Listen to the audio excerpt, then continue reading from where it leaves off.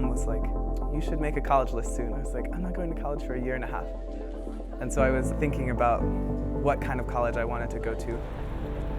I need to apply to college, and then you realize, wow, there are 10,000 colleges and universities in the United States alone. Like, where do I go? For me, the main thing was I want to go to a place that's really challenging and also where I know I'm surrounded by people who are have the same goals that I do in terms of wanting to make an impact in the world and also really challenging themselves. I don't just want to do what is basic. I want to do more. I want to be able to contribute to the community. I want to be able to do other things outside of just academics. I wanted to be at a place where I felt like I had a community. I think having a community ensures that if you ever fail, you have people to go to help you get back up. And not just to help you get back up, but also like kind of push you towards the path of where you should continue going. I had this passion for learning about as much as I could before I graduated college, because that's the only time in your life when you have that space only devoted to learning.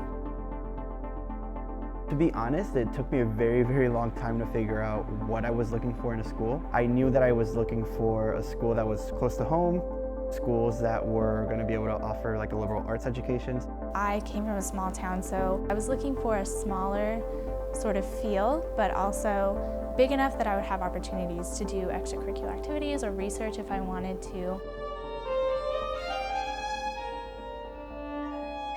I was really kind of torn between wanting to just do music for the rest of my life, but also wanting to help those people that are already being affected by climate change. I wasn't completely sure what my passions were, but I knew I wanted to have a lot of freedom in my college experience.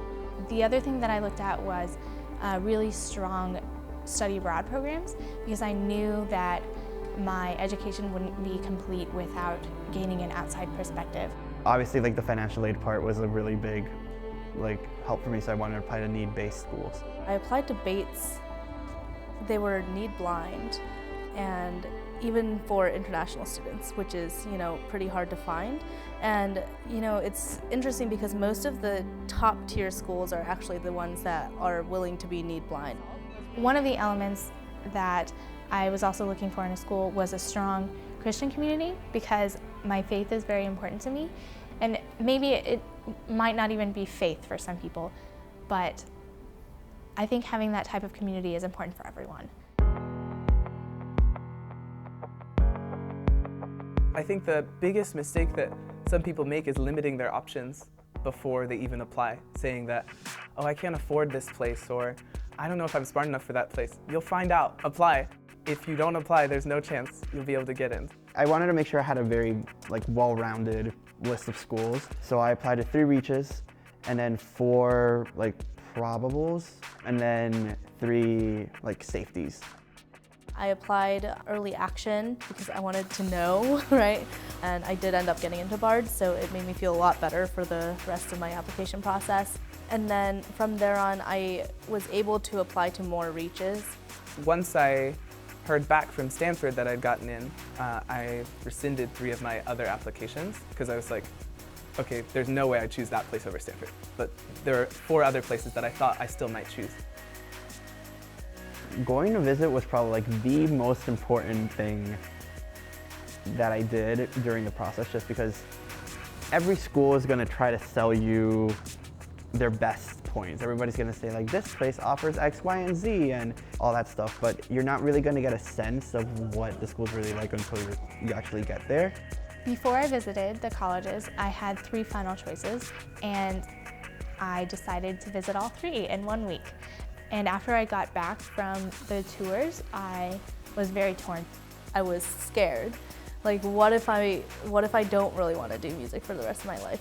If I go to a liberal arts college like Bates, I can pursue both things, and maybe I'll have 4 more years to think about whether or not I want to pursue music as a career or if I want to pursue environmental studies as a career. Going in, I was pretty sure I wanted to do engineering, but the main thing that pushed me to choose Stanford was that I felt like if I didn't choose engineering, I had tons of other really, really highly ranked and really intellectually enriching programs to choose from. So knowing that students could double major in 2 completely different areas was something that was very important to me.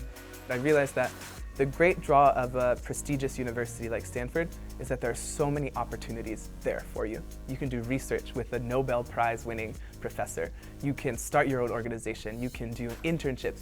There are just so many opportunities. People suffer from like too many options, and that's a great problem to have.